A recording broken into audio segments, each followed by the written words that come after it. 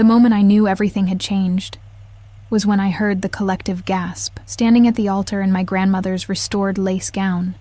I felt the weight of 300 pairs of eyes shift from me to the empty space beside me. The space where Andrew should have been.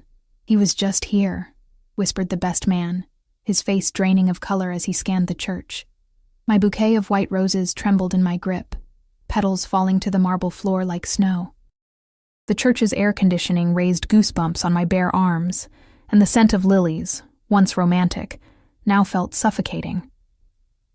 The organist's notes faltered and died, leaving only the painful echo of whispers bouncing off stained glass. My maid of honor, Sophia, squeezed my arm. "Eliza, breathe." I couldn't. The weight of my dress, once ethereal, now felt like armor dragging me down. 6 months of planning, of dress fittings and cake tastings, of reassuring my divorced parents they could be in the same room without setting fire to each other. All of it evaporating in the silence of Andrew's absence. Father Mitchell cleared his throat. "Perhaps we should take a moment." His eyes held a pity that burned worse than anger would have. My father's voice cut through the murmurs. "What the hell is going on?" He stood, all 6'2" of him, his rented tuxedo tight across shoulders, more accustomed to flannel work shirts. My mother, 3 rows away and 15 years divorced, for once looked in complete agreement with him. Then I saw it. A folded note, placed on the altar steps where only the groom would have stood. With trembling fingers, I bent down, the cathedral-length veil pooling around me like spilled milk. "Eliza, I can't do this. I'm sorry. It's not you. I just can't." 7 words. 7 fucking words to end what should have been forever. The church erupted in chaos then. Sophia tried to shield me, but I could hear everything. The pity, the shock, the inevitable analysis that would dissect every moment of our relationship for clues I'd missed. Had he been sleeping with his assistant? Was he gay? Was there another woman? Or was I simply not enough? I dropped the note, watching it flutter back to the ground. Through a haze of unshed tears, I saw my reflection in the polished marble, a ghost bride, abandoned and frozen in time. "Everyone, please," Father Mitchell raised his hands. "Let's give the family some privacy." Privacy. As if 200 wedding guests could disappear on command, I turned, scanning the blur of faces for I don't know what. An explanation? A rescue? Andrew, returning to say it was all a cruel joke. "We need to get you out of here," Sophia whispered, her arm around my waist. And that's when I heard it. Not the sympathetic murmurs or my mother's controlled sobs, but the rumble. Low at first, like distant thunder, then growing until the stained glass windows vibrated in their frames. The church doors burst open, sending a shaft of blinding June sunlight across the aisle. "What now?" someone muttered. I squinted toward the light. A silhouette appeared, tall, broad-shouldered, flanked by 2 larger men. Not Andrew. Someone else. Someone who moved with the casual confidence of a predator. The congregation fell silent as the figure moved down the aisle with measured steps. I could make out details now, an impeccably tailored black suit that probably cost more than our entire wedding. Dark hair swept back from a face that seemed carved from stone, and eyes so intensely blue they seemed to glow from within. "Who is that?" Sophia breathed beside me. I didn't answer. I couldn't. Because as the stranger's gaze locked with mine, something primal and terrifying unfurled in my chest. Recognition without knowing, fear without understanding why. "Miss Hart," he said, his voice quiet yet carrying to every corner of the church. His accent was subtle, Eastern European, maybe Russian. "I believe the ceremony has been interrupted." My father stepped forward. "Who the hell are you? This is a private event." The stranger didn't even glance at him. His focus remained entirely on me, as if we were alone in the cavernous space. "My name is Viktor Sokolov, and I'm here to offer the bride alternatives." The name hit me like cold water. Even in our small coastal town, everyone knew of Sokolov Enterprises, the mysterious corporation that had bought the abandoned shipyards and half the waterfront properties 3 years ago. Rumors swirled about their business dealings, about connections to the Russian Mafia, about the handsome but dangerous CEO who was rarely seen but constantly whispered about. "I don't understand," I managed, my voice a wisp of sound. Viktor Sokolov's mouth curved into something too predatory to be called a smile. Your fiancé has made a very serious mistake today, Miss Hart. One that has implications beyond this ceremony. Another man appeared at his side, leaning to whisper in his ear. Viktor nodded once, then returned his attention to me. We should continue this conversation elsewhere. The situation outside requires attention. What situation? My father demanded. As if in answer, a chorus of car horns sounded from outside. Guests near the windows gasped. The street is blocked, someone called out. There must be dozens of black SUVs. 300, to be exact, Viktor corrected casually. My associates are concerned for my safety when I venture out. My knees weakened, and Sophia tightened her grip on my waist. Eliza isn't going anywhere with you, she said, with more bravery than sense. Viktor's eyes flickered to her for the first time, assessing and dismissing her in the same moment. I'm afraid Miss Hart's fiancé has left her with little choice. His gaze returned to me, softening fractionally. He stole something that belongs to me. Something valuable. And then he ran, leaving you to face the consequences. The church was so silent I could hear the rustle of my dress as I straightened my spine. I don't know anything about any theft. I believe you. He took another step closer, and I caught his scent. Expensive cologne with undertones of leather, and something distinctly masculine. But that doesn't change the fact that Andrew Calloway has disappeared with property worth more than this entire town. Property I intend to recover. One of Viktor's men whispered something else, his expression urgent. Viktor nodded sharply. Police, the man said loud enough for me to hear. 5 minutes out. Viktor extended his hand to me, his expression suddenly grave. Miss Hart, I'm offering you protection. Your fiancé has angered dangerous people less reasonable than myself. Come with me now. Help me recover what he's taken, and I'll ensure your safety. This is insane, my father sputtered. Eliza, don't listen to this. He emptied your joint account 3 days ago, Viktor cut in, his eyes never leaving mine. He sold your apartment last week to a shell corporation. The honeymoon tickets to Bali were never purchased. His voice softened. He was planning this, Miss Hart. The only surprise was his timing. The ground seemed to tilt beneath me.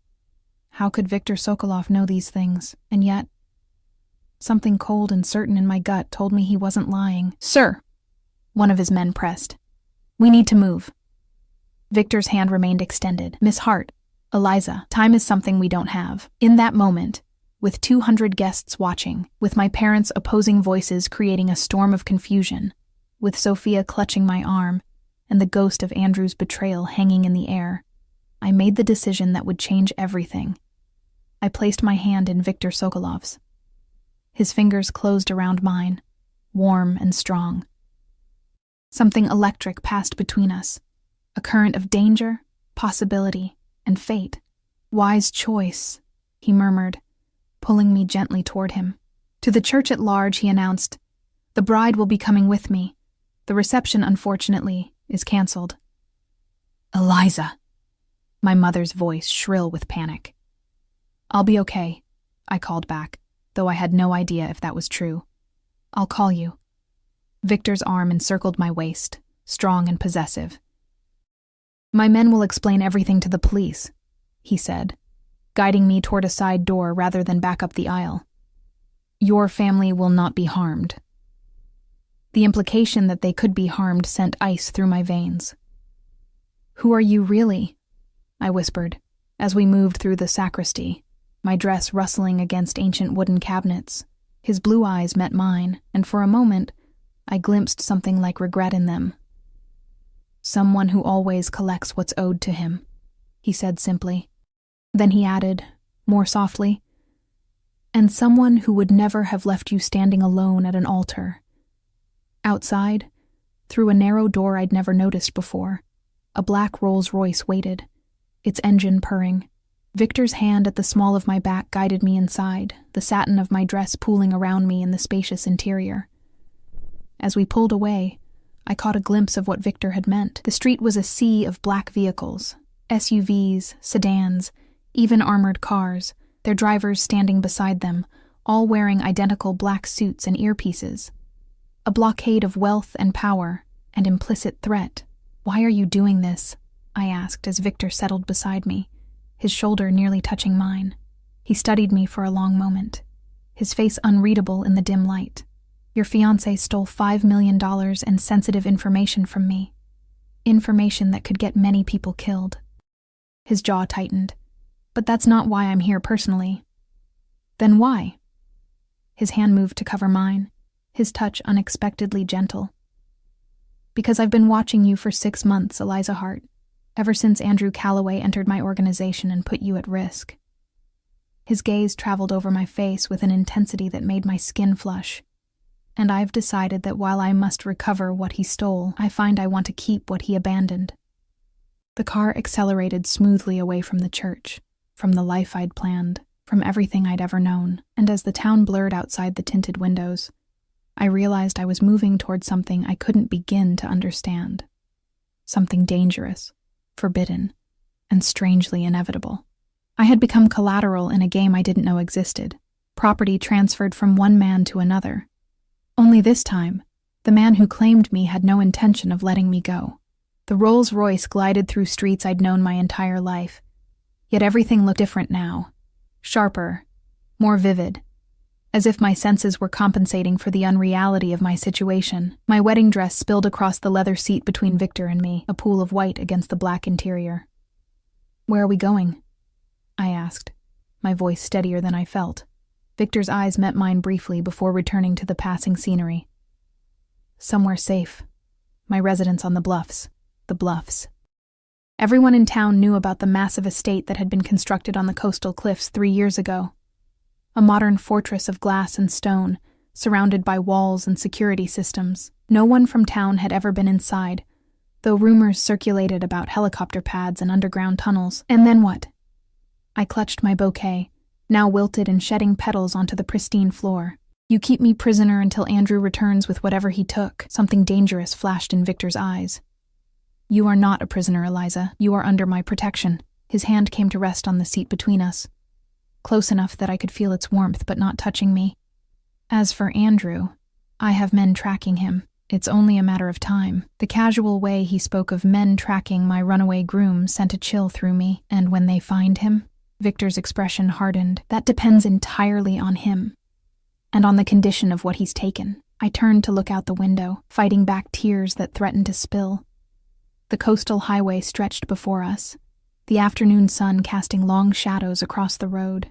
In another life, the one I'd planned until an hour ago, I would be having my first dance with my husband right now, champagne flowing, surrounded by well-wishers. Instead, I was being whisked away by a man who radiated danger, a man who commanded an army of black vehicles and stone-faced guards, a man who spoke of my fiancé as if he were already dead. "You're thinking about what should have been happening now," Victor said quietly, reading my thoughts with unnerving accuracy. "The reception. The celebration." I nodded, not trusting myself to speak. "He never deserved you." The words were spoken with such conviction that I turned to look at him. Victor's profile was sharp against the dying light. Strong jaw, straight nose, dark brows drawn together in what appeared to be genuine anger. A man who runs when faced with commitment is not a man at all. "You don't know anything about us," I whispered. Victor's laugh was soft and without humor. "I know everything about you, Eliza Marie Hart, born at Memorial Hospital 28 years ago, valedictorian at Lincoln High, full scholarship to state for English literature. Returned home to teach at your old high school after your father's heart attack 4 years ago." His eyes held mine, unblinking. "I know you volunteer at the animal shelter every other Saturday. I know you take your coffee with almond milk because regular dairy gives you migraines. I know you sleep with your window open even in winter." My blood turned to ice. "How?" "The moment Andrew Calloway entered my organization, I had you investigated. It's standard procedure for anyone connected to my employees." His voice softened fractionally. "At first, it was merely precautionary. Then it became personal interest." The implication hung in the air between us. This man had been watching me, learning intimate details of my life, while I remained completely unaware of his existence beyond local rumors. "That's stalking," I said, anger finally breaking through my shock. "That's protection," he countered, unfazed, "and wisdom." The man you trusted was embezzling funds and selling information that could get people killed. His fingers drummed once on the leather seat. "Including you. Had others discovered his activities before I did?" The car slowed as we approached an unmarked turnoff from the coastal road. Massive iron gates appeared, swinging open silently as we approached. 2 armed guards nodded respectfully as our car passed. "Welcome to Sokolov Estate," Victor said as the house came into view. Estate was an understatement. The structure before us was a modernist masterpiece, cantilevered glass and steel emerging from the cliffside as if it had grown there naturally. Multiple levels cascaded down toward the ocean, each with expansive terraces. The grounds were immaculate, with sculptures placed strategically among gardens that somehow appeared both wild and precisely maintained. The car stopped at a covered entrance where 3 staff members waited, a woman in a tailored gray dress, and 2 men in dark suits, less imposing than Victor's security detail, but clearly part of his household. "This is Marina, my housekeeper," Victor said, as the driver opened his door. "She will help you get settled." Before I could protest that I had no intention of getting settled, Victor was out of the car and extending his hand to me. I hesitated, then placed my fingers in his. His grip was warm and secure as he helped me from the car, my wedding dress cascading around me in a cruel reminder of the day's events. Marina stepped forward, her expression professional but kind. "Miss Hart, I've prepared a suite for you. You must be exhausted." I was bone-deep, soul-weary exhaustion that made even standing difficult, yet adrenaline kept me upright, kept my voice steady. "I need to call my family. They must be worried sick." Victor nodded. "Of course.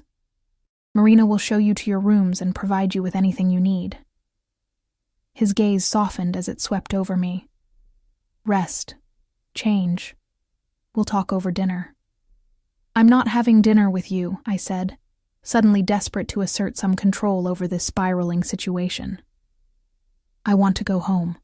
His expression didn't change, but something in his posture shifted. A subtle reminder of the power he wielded. "Your apartment was sold, Eliza. And your fiancé has made powerful enemies who now know your name and face." His voice lowered. "This is the safest place for you until the situation is resolved." Before I could argue further, he turned to Marina. "Make sure Miss Hart has everything she needs. Dinner at 8. With that, he strode into the house, phone already at his ear, issuing commands in rapid-fire Russian. Marina touched my elbow gently. "This way, miss."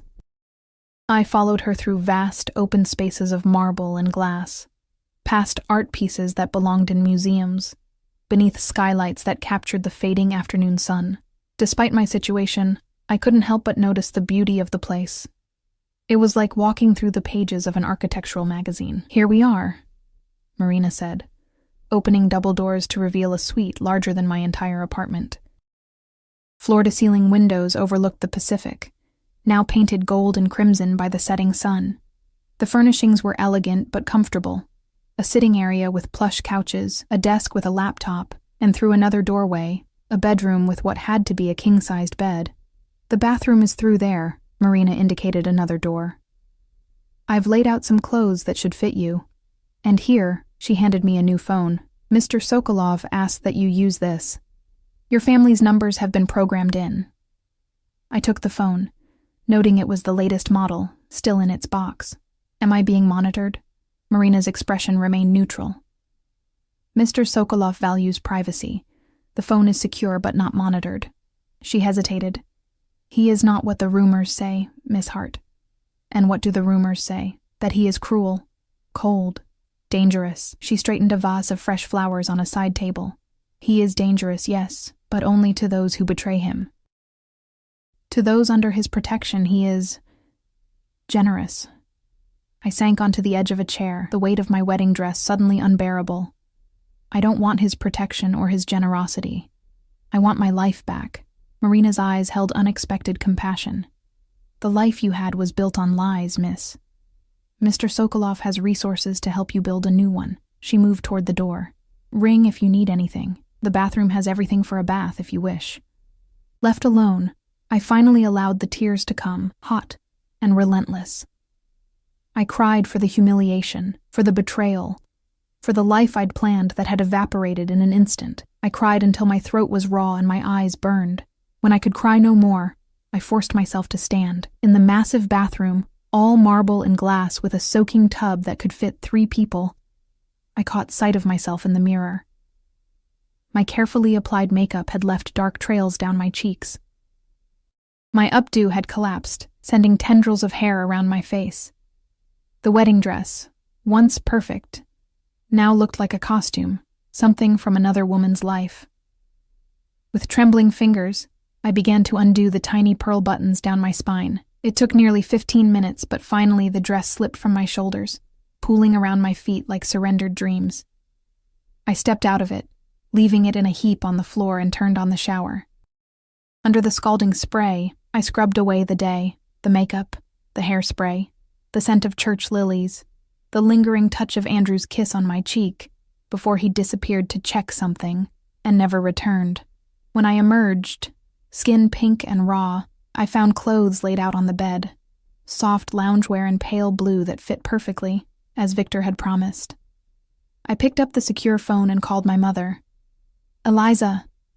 Her voice was thick with tears. "Are you all right? Where are you?" "The police are here and they're saying..." "I'm safe," I cut in. "I'm at Sokolov's house on the bluffs. He says Andrew stole from him. That he was planning to leave me all along." "Oh, sweetheart." My mother's voice broke. "The police found evidence. Your accounts are empty. And the apartment.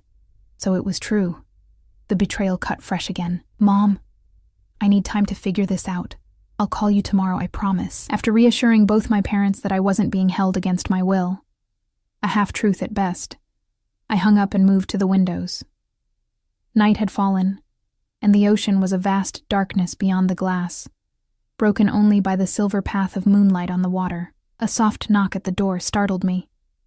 Marina stood there with a silver tray. "Mr. Sokolov thought you might prefer to eat here tonight," she said, placing the tray on a small table. "He understands you've had a difficult day." The unexpected consideration caught me off guard.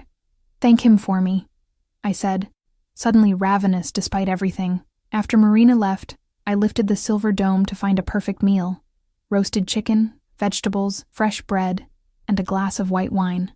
As I ate, I noticed a folded note beside the plate. "Eliza, rest tonight. Tomorrow we'll talk about Andrew, about what he took, and about your future. Know that you are safe here. No one enters these grounds without my permission, and no one will harm you while you're under my protection. If you need anything at all, just ask. Victor." His handwriting was strong and precise, like everything else about him. I traced the letters with my fingertip, trying to understand the man who had upended my life within the space of hours. Was he my captor or my savior? A dangerous criminal or a businessman protecting his interests? And why did he look at me with that intensity, as if he'd been waiting for me long before Andrew entered his organization? After dinner, exhaustion claimed me. I crawled into the massive bed, sinking into sheets that probably cost more than a month of my teacher's salary. Through the windows, I could see stars scattered across the sky and the distant lights of boats on the water. I should have been married by now, should have been in Andrew's arms, not alone in the house of a man who might be a mobster. Yet as sleep pulled me under, a treacherous thought emerged. Victor Sokolov had shown more concern for my well-being in a few hours than Andrew had in our entire final month together. When I dreamed, it wasn't of Andrew's betrayal or the humiliation at the church. Instead, I dreamed of intense blue eyes watching me from the shadows, of strong hands reaching for mine, of a voice that promised both danger and protection in the same breath. I woke gasping in the pre-dawn light, sheets tangled around my legs, the phantom sensation of Victor's touch still lingering on my skin. Morning light streamed through the wall of windows, painting golden paths across the polished floor. For a blissful moment I existed in the limbo between sleep and wakefulness, free from memory or consequence.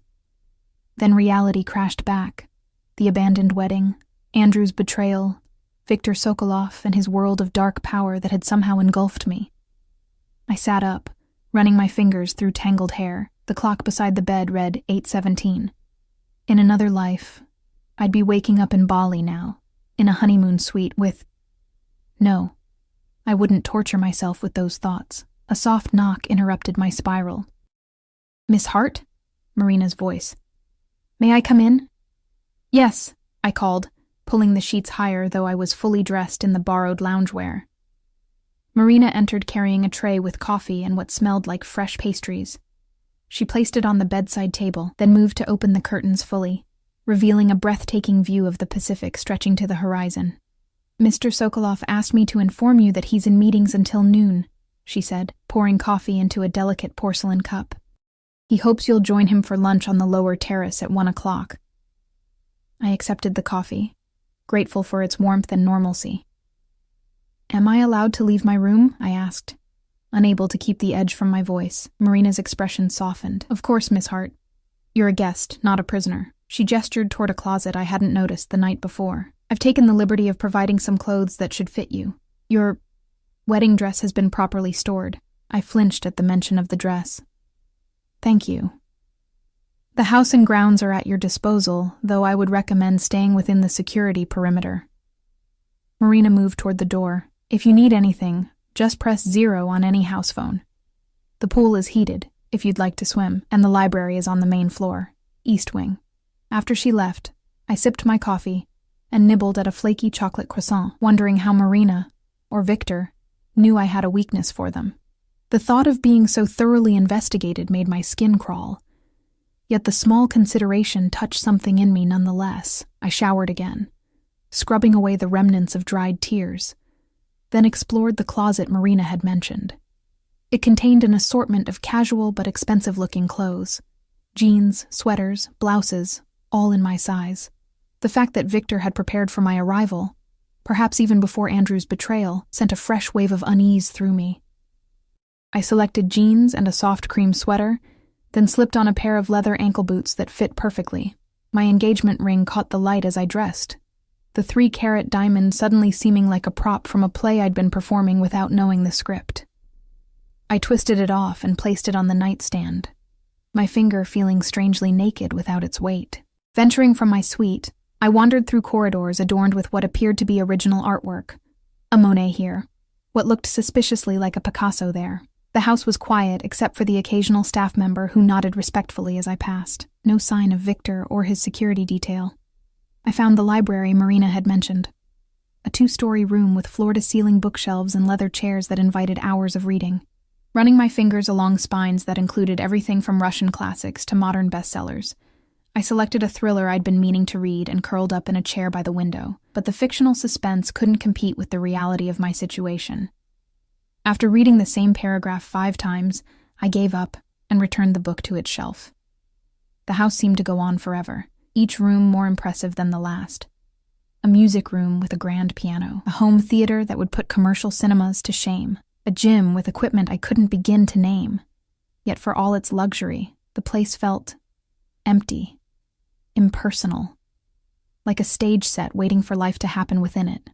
Eventually, I found my way outside to a series of terraced gardens that cascaded down the cliffside. The air was crisp with salt and cypress, the sun warm on my face despite the October chill. In the distance, I could see the faint outlines of boats on the horizon. Beautiful, isn't it? I spun around to find Viktor standing a few feet away. In daylight, he was even more striking, tall and broad-shouldered in a charcoal suit that fit him like a second skin. His dark hair was swept back from his face, emphasizing the sharp angles of his cheekbones and jaw. But it was his eyes that held me, blue as the deepest part of the ocean, watching me with an intensity that made my breath catch. "I didn't hear you approach," I said, hating how breathy my voice sounded. "Old habit." He moved to stand beside me at the stone balustrade, looking out over the water. "I trust you slept well as could be expected after being abandoned at the altar and kidnapped by a suspected criminal," I replied, finding my spine. Viktor's lips curved slightly. "Not kidnapped, Eliza. Protected." "Is there a difference?" "Significant." He turned to face me fully, You are free to leave whenever you wish. I simply wouldn't recommend it until we've resolved the situation with Andrew.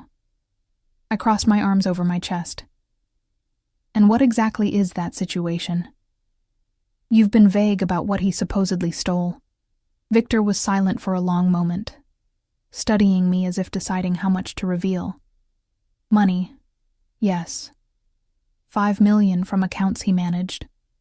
But more importantly, information. The kind that could start a war between organizations if it fell into the wrong hands. Organizations, I repeated flatly. You mean criminal syndicates. You're talking about the Mafia. I'm talking about business interests that sometimes operate adjacent to traditional legal structures. His expression remained impassive. My family has holdings in shipping, real estate, energy, technology. Some aspects require discretion. You're a criminal, I said, needing to name the elephant on the terrace. Victor's smile was cold. I'm a businessman who understands that power doesn't always follow the neat lines drawn by governments. He stepped closer, close enough that I could smell his cologne. Something expensive and distinctly masculine. The world isn't black and white, Eliza. You of all people should understand that now. The truth in his words stung. I'd believed in a simple narrative. Meet a nice man, fall in love, get married, live happily ever after. Now I stood on the edge of a cliff, literally and figuratively, with a man who existed in shades of gray I couldn't begin to comprehend. How did Andrew get involved with you? I asked. He approached us, actually, claimed to have skills in financial management that could benefit our operations.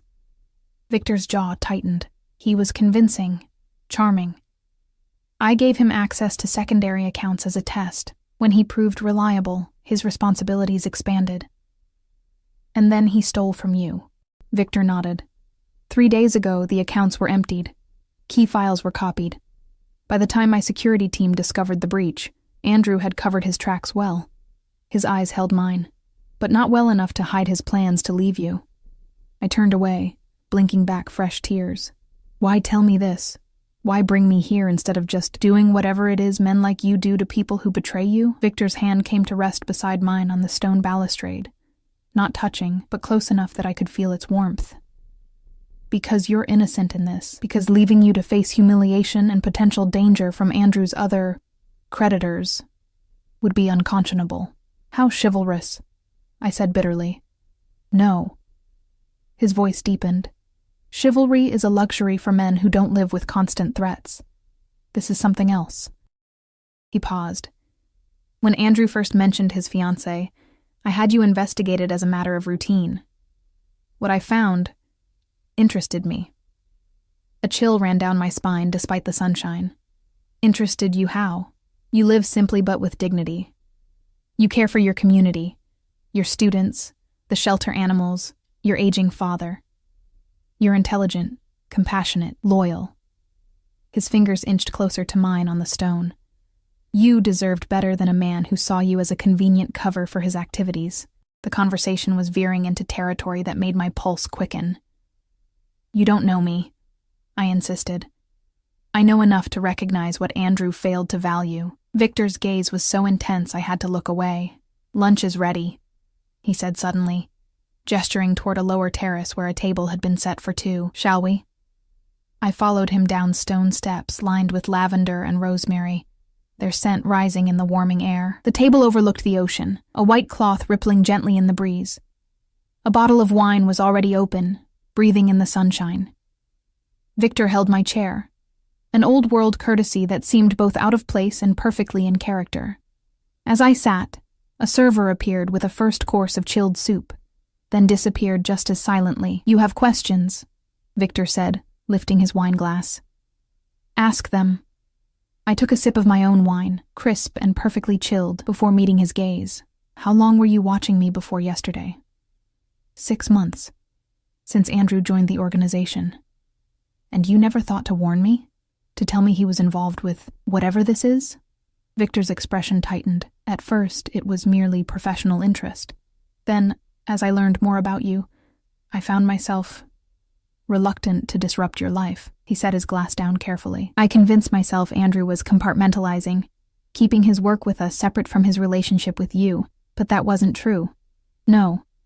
2 months ago, one of my security team reported seeing Andrew with another woman in Seattle. I had him followed more closely after that. Victor's eyes darkened. He was planning his exit strategy.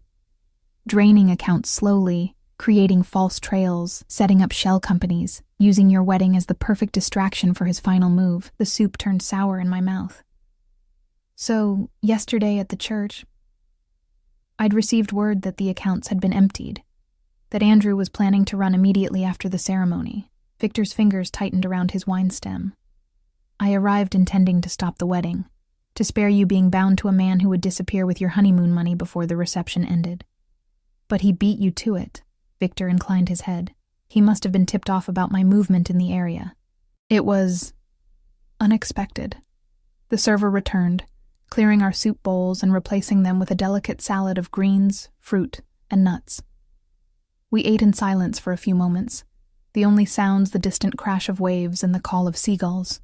What happens now? I finally asked. Your men find Andrew, recover whatever he took, and then what? What happens to me? Victor studied me over the rim of his glass. That depends on what you want, Eliza. I want my life back, I said automatically. The life with a man who betrayed you? Who emptied your accounts and sold your home without your knowledge? His voice was gentle despite the harsh words. That life is gone, but I can offer you alternatives. There it was again. That word he'd used in the church. What alternatives? Financial security, for one. Compensation for what Andrew took from you. Victor leaned forward slightly. I have connections across the country. Across the world. Whatever you wish to do. Continue teaching. Return to university for an advanced degree. Travel. I can facilitate. Why would you do that? What's in it for you? Something flashed in his eyes, something possessive and hungry that made my heart race. Let's just say I believe in balancing scales. Andrew took from both of us. I'd like to recover what's mine and ensure you recover what's yours. My freedom isn't negotiable, I said firmly. It was never in question, Victor signaled, and the server appeared with our main course. Perfectly seared fish with seasonal vegetables. You are not a prisoner here, Eliza. Though I would advise against leaving until we've confirmed Andrew hasn't made arrangements to involve you further in his schemes. We ate in silence for a while, the food exquisite despite my churning emotions. Victor moved with the easy grace of a predator at rest, confident, controlled, aware of everything around him. I caught him watching me when he thought I wasn't looking, his gaze almost tender. Tell me about your work, he said suddenly. Your students. What drew you to teaching? The question was so normal, so divorced from our bizarre circumstances, that I found myself answering honestly. We spent the next half hour in surprisingly easy conversation about my classroom experiences. The challenges of engaging teenagers with classic literature. The rewards of seeing a reluctant reader connect with a book for the first time.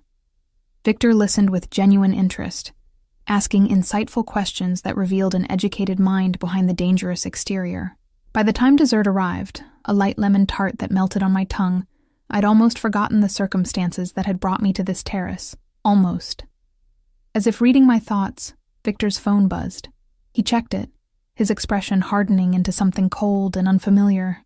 Excuse me, he said, standing. I need to take this. He moved a few paces away, speaking rapid Russian into the phone. Though I couldn't understand the words, the tone needed no translation. Something had happened. Something that angered him deeply. When he returned to the table, the charming lunch companion had vanished, replaced by the dangerous man I'd glimpsed in the church. What is it? I asked. They found Andrew. Victor's voice was flat, emotionless. In Vancouver, attempting to make contact with a rival organization. My heart stuttered. Is he alive? For now. Victor's eyes met mine, glacial and remote, but he's made his situation significantly worse by attempting to sell information about my operations to the Draken Syndicate. What will happen to him? Victor studied me, as if gauging how much truth I could handle. That depends partly on you. Me? How? If you help me understand what he might have told you, what plans he might have mentioned, what names he might have dropped in conversation. It could mitigate his actions. The implication was clear. I could help determine whether Andrew lived or died. The power was sickening. I don't know anything about your business, I said honestly. Andrew never talked about work beyond vague references to investments and client meetings. Victor nodded slowly. I believe you.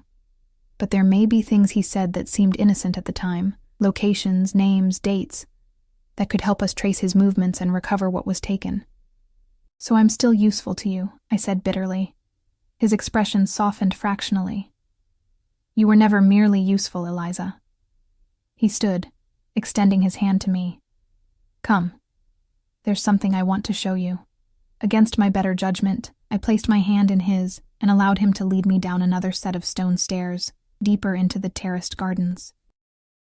We stopped at a secluded viewpoint where the cliff dropped away to reveal the coastline stretching north and south, the town just visible in the distance. Beautiful, isn't it? Victor said, still holding my hand. Yes, I admitted, the vista momentarily distracting me from my situation.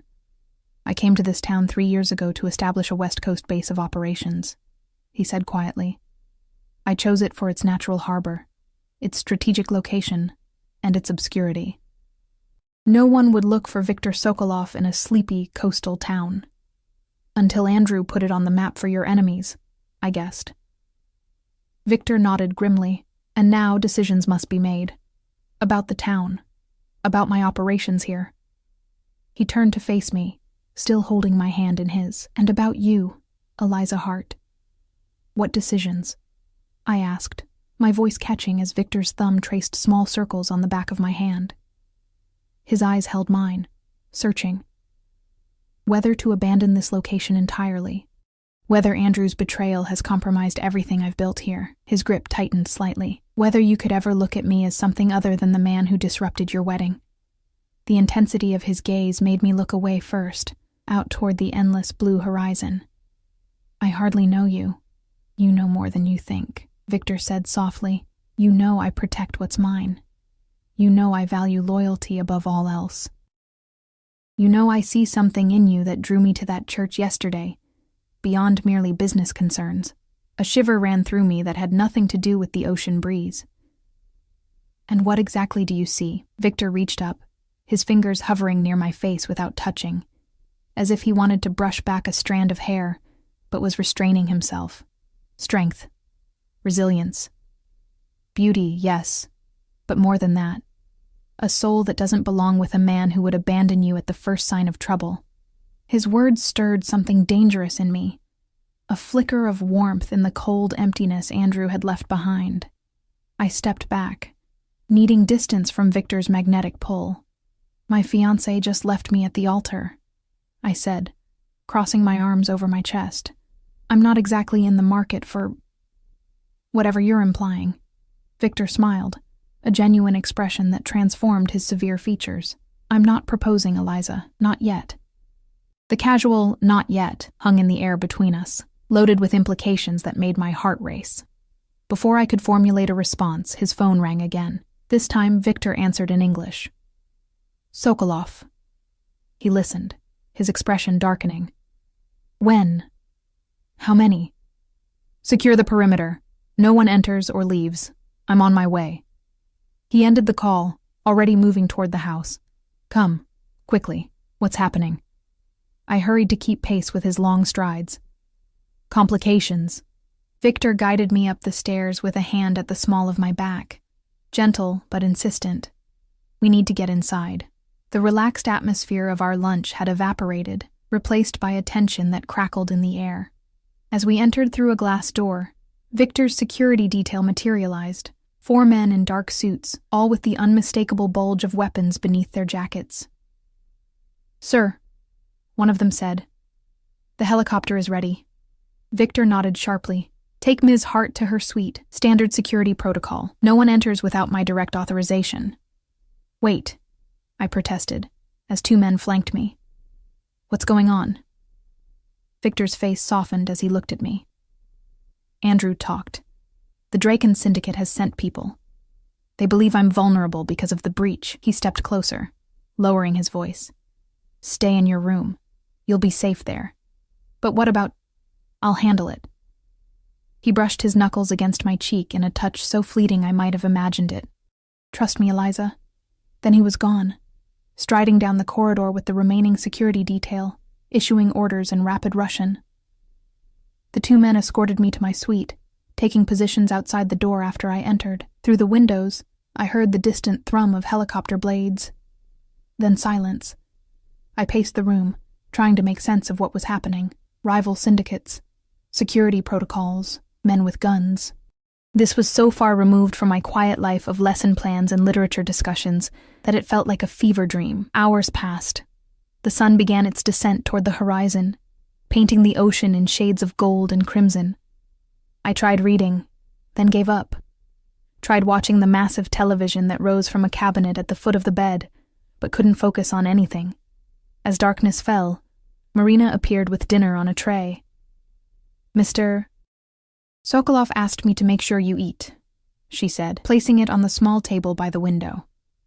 "Where is he?" I asked, unable to keep the concern from my voice. Marina's expression revealed nothing. "Attending to business matters. He asked me to tell you he'll see you in the morning." After she left, I picked at the meal, some kind of delicate pasta with seafood that would normally have delighted me. Now it tasted like ashes in my mouth. I couldn't understand my own anxiety. Why should I care about Viktor Sokolov's safety? He was a criminal, a man who lived by his own rules, who had upended my life in the space of a day, and yet he had shown me more consideration in 24 hours than Andrew had in our final months together. He looked at me as if I were something precious, something to be protected at all costs. I moved to the window, pressing my palm against the cool glass. Somewhere out there, decisions were being made, perhaps lives ended, all because of information Andrew had stolen. Information he might have hidden in our apartment, might have mentioned in passing while I listened, without understanding the significance. A soft knock at the door startled me. One of the security guards entered, his expression grave. "Miss Hart, please come with me.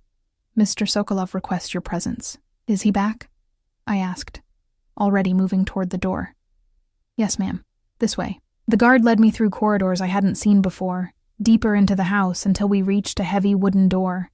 He knocked once, then opened it without waiting for a response.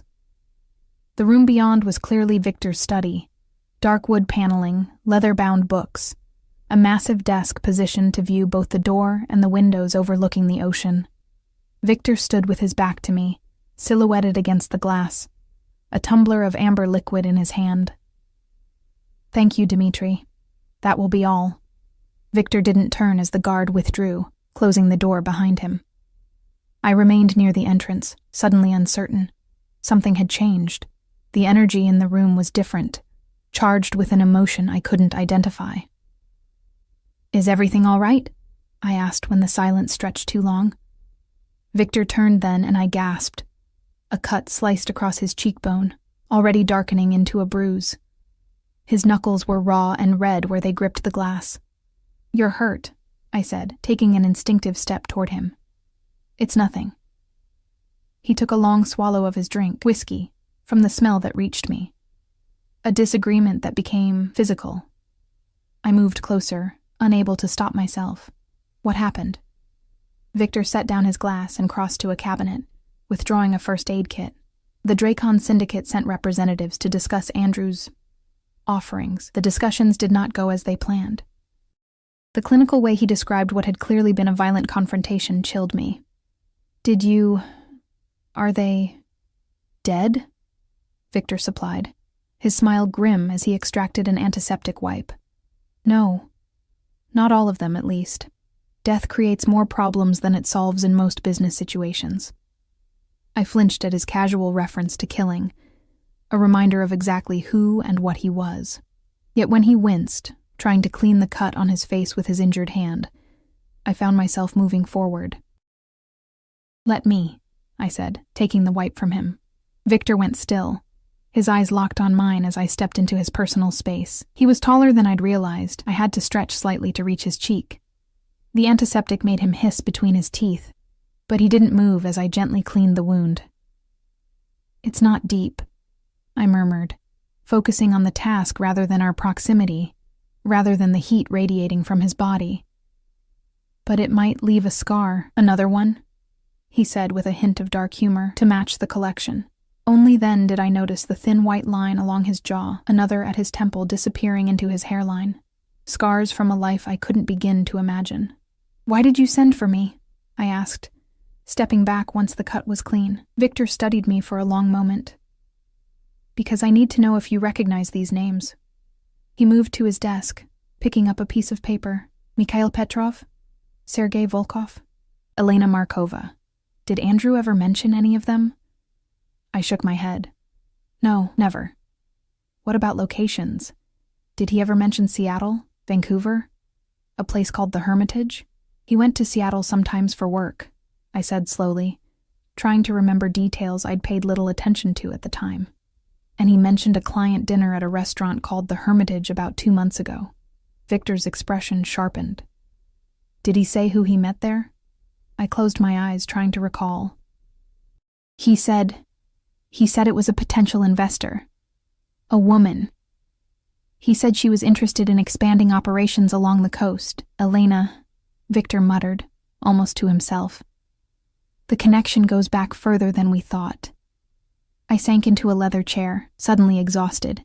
"I don't understand any of this. Why would Andrew risk stealing from you?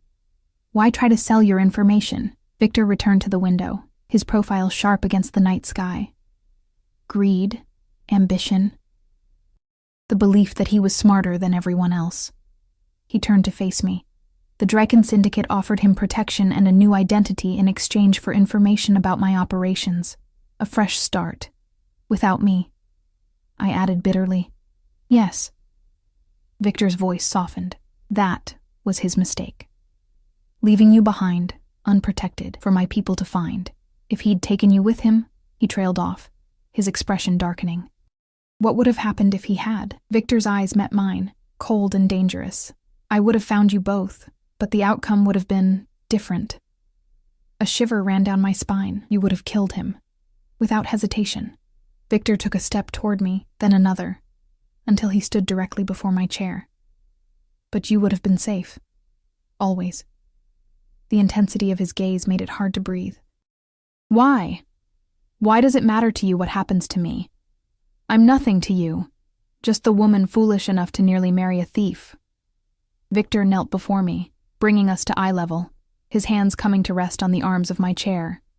"You are not nothing, Eliza Hart. From the moment I saw your photograph in your background check, I knew." He paused, searching for words. "I knew Andrew Calloway had something far more valuable than he realized. Something worth more than any amount he could have stolen." My heart hammered against my ribs. "Don't." "Don't what?" His face was inches from mine now, his voice a low rumble that I felt as much as heard. "Don't say things like that. Don't look at me like that." I gripped the chair to stop myself from touching him. "I don't even know you." "You do," Victor insisted. "You've seen me at my most dangerous and at my most vulnerable. You've tended my wounds. You've shared my table. You know more about the real Viktor Sokolov than anyone in this town, perhaps in this country. I know you're a criminal," I whispered. "I know you hurt people." "Yes." He didn't deny it, didn't try to justify himself. "I am what life has made me. But with you," his hand moved to hover near my face, not quite touching. "With you, I could be something else as well." The air between us crackled with possibility, with danger, with something that felt terrifyingly like desire. I should have been repulsed, should have been terrified. Instead, I found myself leaning toward him, drawn by a force I couldn't name. A sharp knock shattered the moment. Victor rose to his feet in one fluid motion as the door opened to reveal one of his security team. "Sir, we have a situation at the perimeter." Victor's expression hardened into the mask of the businessman, the crime lord. "What kind of situation?" "Police. They're demanding entry with a search warrant." My blood ran cold. "Police?" Victor's jaw tightened. "Someone made a report about a kidnapped bride." "I wasn't kidnapped," I protested. "I came willingly. The police may see it differently." Victor moved to his desk, pressing a button that revealed a hidden panel in the wall. He withdrew something. A passport. I realized. This has your photograph, but a different name. If you wish to leave now, Dimitri will take you through the tunnel to the boat. You can be in Mexico by morning. I stared at him, stunned. You're letting me go? I told you, Eliza. You were never a prisoner. His voice was resigned, his eyes sad. The choice has always been yours. Stay and face questions about your involvement with me, or leave and start fresh. The passport felt heavy in my hand. A new identity. A way out. Freedom. And if I stay? I asked, my voice barely audible. Victor's expression softened. Then I protect you. From the police, from the Draken Syndicate, from anyone who would harm you. He stepped closer. And perhaps in time, you might see me as something more than the man who disrupted your wedding. Outside, sirens wailed, growing louder. Time was running out. Decide quickly, Eliza, Victor said quietly. For both our sakes. I looked down at the passport in my hand, the weight of it far heavier than its physical presence. A stranger's name beneath my photograph. A fresh start, freedom, and emptiness. With sudden clarity, I handed the passport back to Victor. I'm staying. Surprise flickered across his face, quickly masked by his usual control. You understand what that means? The questions? The scrutiny? I didn't do anything wrong, I said, straightening my spine. And neither did you. At least not regarding me. I came willingly. I'll tell them that. Something like admiration kindled in Victor's eyes. It won't be pleasant. Neither was being abandoned at the altar. I managed a weak smile. I survived that. I'll survive this too. Victor pressed a button on his desk phone.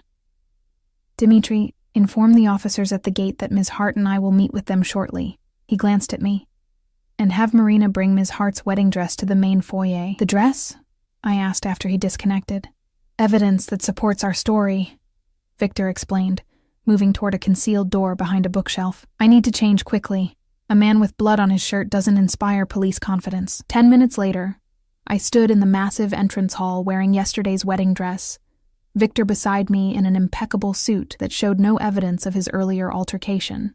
My heart hammered as the security team opened the main doors, revealing 4 police cars, lights flashing, and several officers with hands hovering near their weapons. Ms. Hart? A female detective stepped forward, her keen eyes assessing me for signs of distress. I'm Detective Reynolds. Are you all right? I'm fine, I said, forcing my voice to remain steady. There's been a misunderstanding. Your parents reported you might be held against your will, she said, gaze shifting suspiciously to Victor, after your fiancé abandoned the ceremony yesterday and you left with Mr. Sokolov. Victor's hand came to rest lightly at the small of my back, warm and reassuring. Perhaps we could continue this conversation inside, Detective, away from prying eyes. Detective Reynolds hesitated, then nodded. 2 officers will accompany us. In Victor's study, I explained everything, or a version of it at least. How Andrew had emptied our accounts and sold our apartment without my knowledge. How Victor, as Andrew's employer, had come to warn me but arrived too late. How he'd offered me sanctuary when I had nowhere else to go, my apartment already sold to new owners. You expect me to believe Sokolov arrived with a small army because he was concerned about your welfare? Detective Reynolds asked skeptically. Mr. Sokolov travels with security, I said smoothly, given his position. And what position is that exactly? She asked, turning to Victor. He smiled thinly. I'm a businessman with diverse interests, some of which make me a target for those with fewer scruples. Like Andrew Calloway? The detective pressed. Your employee who allegedly stole from you? Not allegedly, Victor corrected. We've filed reports with the appropriate financial authorities. I'd be happy to provide copies. Detective Reynolds looked unconvinced, but couldn't refute the paper trail Victor had undoubtedly prepared. And you're certain you're here of your own free will, Ms. Hart? No coercion or threats? None, I said firmly. Mr. Sokolov has been nothing but considerate during a difficult time. Her eyes softened slightly. I can imagine. Being left at the altar is traumatic enough without everything else. After another hour of questions, the detective seemed satisfied that, whatever Victor's business dealings might be, I wasn't being held captive. As the police prepared to leave, she handed me her card. Call me if anything changes, she said, her meaning clear. If you need help, I'm here. I nodded, thanking her with genuine gratitude for her concern, if not her suspicions. When the police cars finally disappeared down the winding drive, I sagged against the door frame, suddenly exhausted. That was unpleasant but necessary. Victor finished, his hand returning to the small of my back. You were remarkable. I looked up at him, really looked, trying to reconcile the dangerous man I knew him to be with the one who had stood beside me, supportive and steady. I told the truth. Mostly. The best kind of deception always is. A small smile played at his lips. Now perhaps you'd like to change out of that dress, unless you've developed a sudden attachment to it. I glanced down at the white lace that now felt like a costume from someone else's life. God, no. Upstairs, I peeled off the wedding dress for the second time, this time with no regrets as I hung it in the closet. After a hot shower, I emerged to find fresh clothes laid out, soft leggings and an oversized sweater that felt like armor against the emotional turbulence of the day. A knock at the door revealed Victor, now in casual clothes himself, dark jeans and a simple button-down that somehow made him look younger, more approachable. "May I come in?" he asked. I nodded, suddenly shy in a way I hadn't been when facing police interrogation. Victor entered, keeping a respectful distance as he moved to the windows where the last rays of sunset painted the ocean in fiery gold. "The police have left the property," he said, "but they'll be watching, and so will others." "The Draken Syndicate?" I guessed. Victor nodded grimly. "Among others. Andrew's betrayal has created ripples." I sank onto the edge of the bed. "What happens now?" "That depends." He turned to face me fully. "You've proven yourself loyal, Eliza. Loyal to a man you barely know, against your own best interests. I didn't do it for you," I said, needing him to understand. "I did it for me. Running feels too much like what Andrew did."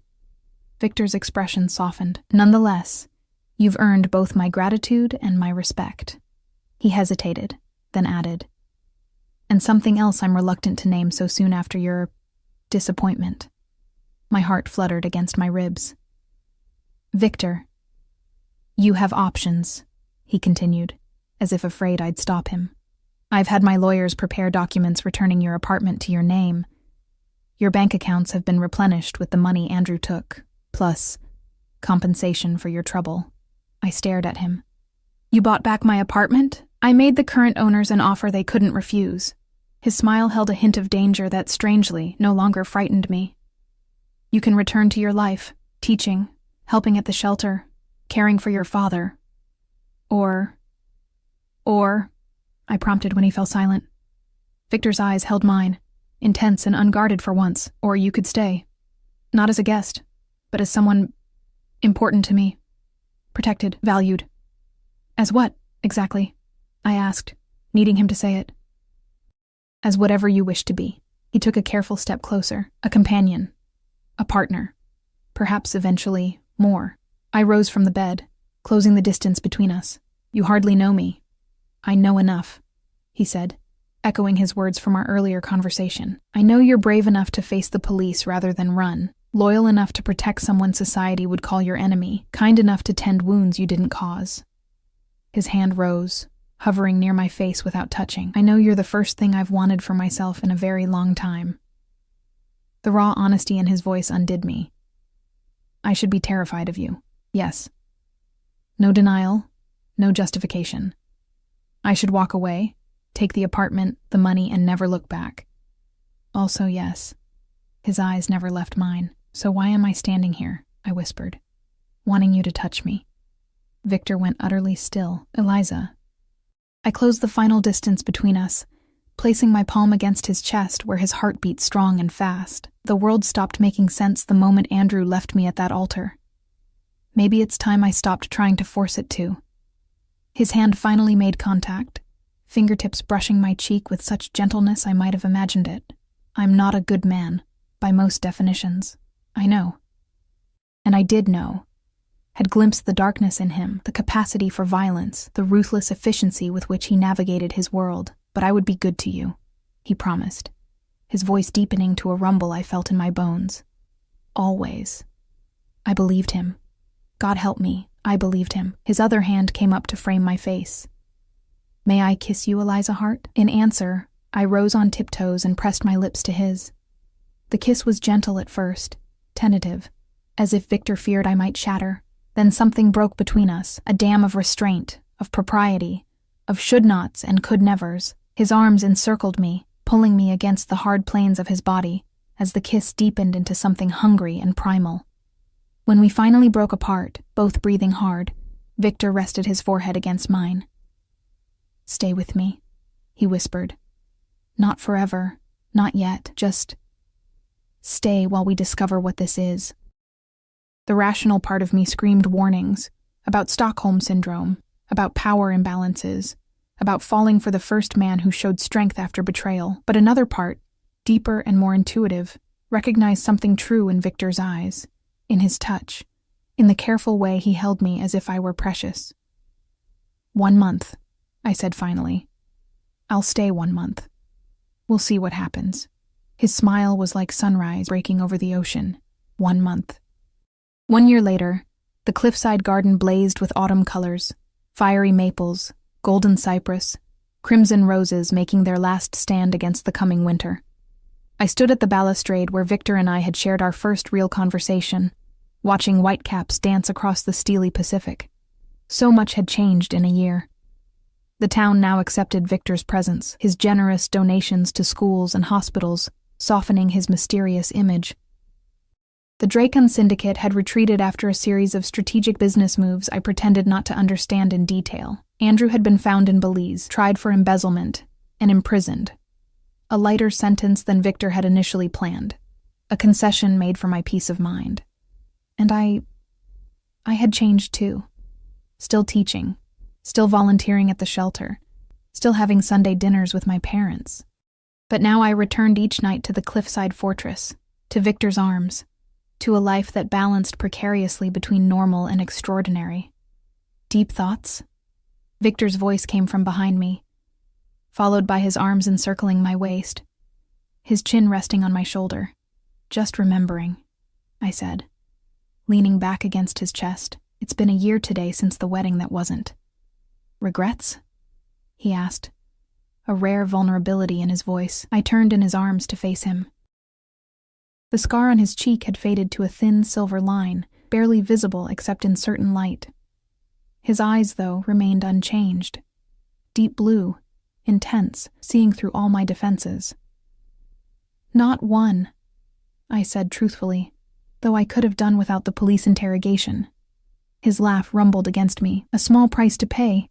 We stood together in comfortable silence, watching the sun sink toward the horizon. 1 month had become 2, then 6, then permanent.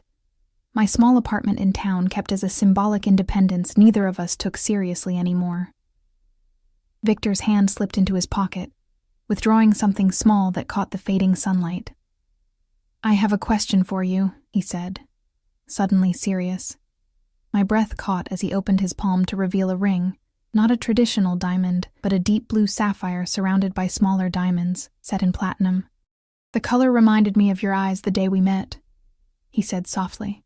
When you stood at that altar, abandoned but unbroken, Victor. He didn't kneel. It wasn't his style. Too much supplication for a man who commanded armies of black SUVs. Instead, he took my hand, his gaze never leaving mine. I'm not asking for the fairy tale you thought you'd have with him, he said, his voice rough with emotion. Our story will never be simple or conventional. There will always be parts of my business you can't know, dangers I will shield you from. I know, I whispered. But I can promise you this, he continued, sliding the ring onto my finger where it fit perfectly. I will never abandon you. I will never betray you. Everything I am, everything I have, is yours, for as long as you'll have me. Tears blurred my vision as I looked down at the sapphire, then back up at the man who had crashed into my wedding and claimed my heart. Is this a proposal, Victor Sokolov? His smile was slow and sure. It's a promise, Eliza Hart.